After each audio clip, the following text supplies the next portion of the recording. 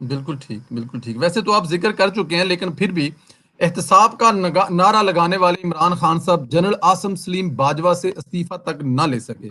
استعفیٰ تو دور کی بات، ان سے سوال تک نہ کر سکے. منی ٹریل کہاں ہے؟ صرف ایک جو پریس کانفرنس اس پہ کہا کہ سب ٹھیک ہے. دوسرا، ان کا سارا جو بزنس ہے وہ امریکہ میں ہے، اور ساری دنیا جانتی ہے ہمارے سی پیک کے خلاف امریکہ ہے.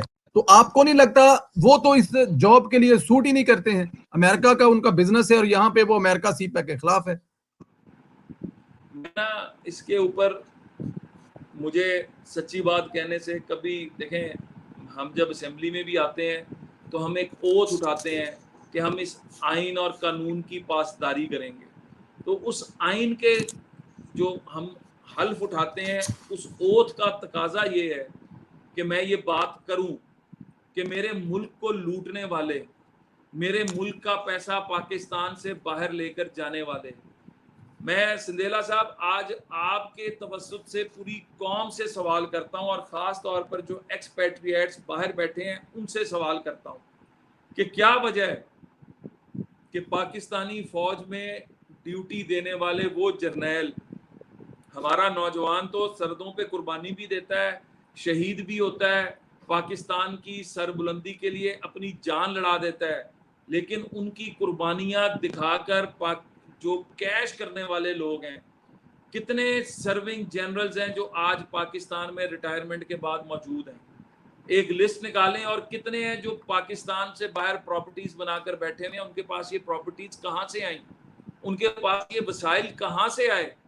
میرا آپ سے بڑا مؤدبانہ سوال ہے، ان کے بچے کسی مطلب میں ایک رینک اگر ہم صرف جنرلز کی بات کریں، کتنے جنرلز ہیں جن کے بچے پاکستان کی یونیورسٹیز میں پڑھتے ہیں، پاکستان میں تعلیم حاصل کرتے ہیں، پرسنٹیج نکالیں. تو یہ آج پاکستانی قوم کا سوال ہے کہ پاکستان کے وسائل کے اوپر کیا صرف آپ کا ہی حق ہے؟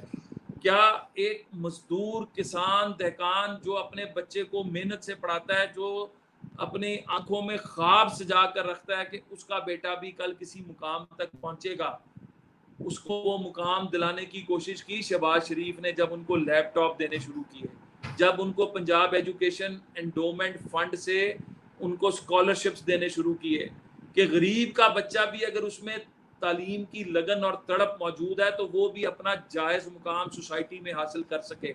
تو مجھے پتا ہے کہ اس کے بعد میرے اوپر مشکلات آئیں گی، لیکن ایز اے پاکستانی میں یہ اپنا فرض سمجھتا ہوں کہ یہ آواز اٹھاؤں کہ پاکستان کے وسائل ایک محدود طبقے تک کیوں جو ہے اس کے آگے نہیں جاتے.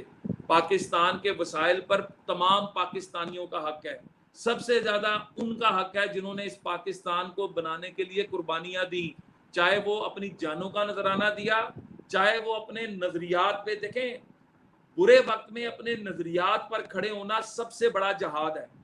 اور آج وہ لوگ جو یہ جہاد کر رہے ہیں، آج وہ لوگ جو اسلام کی تعلیمات کے مطابق آخرت کو ذہن میں رکھ کے اس دنیا کے مالی جو وقتی طور کے فائدے ہیں ان کو پھینک کے، میں تو صرف ایک بات کہوں گا، جس نے اس ملک کا پیسہ کھایا ہے، جس نے ملک کے وسائل پر ڈاکہ مارا ہے، اللہ تعالیٰ ان کا اس دنیا میں بھی احتساب کرے گا اور آخرت میں تو کڑا احتساب ہوگا ہی ہوگا.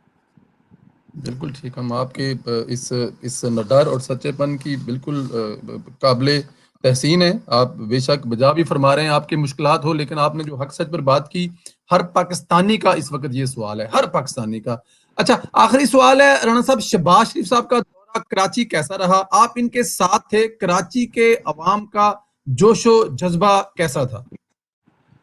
اب سندیلا صاحب، 2018 کا الیکشن جو تھا نا، جی، وہ مینڈیٹ چوری کا الیکشن تھا، پاکستان کی تاریخ کا بدترین الیکشن تھا، جہاں پر ہمارے لیڈر نواز شریف صاحب پر جھوٹا مقدمہ بنا کے جب ان کو پرائم منسٹرشپ سے نااہل کرایا گیا تو ان کا خیال تھا کہ پارٹی ٹوٹ پھوٹ کا شکار ہو جائے گی.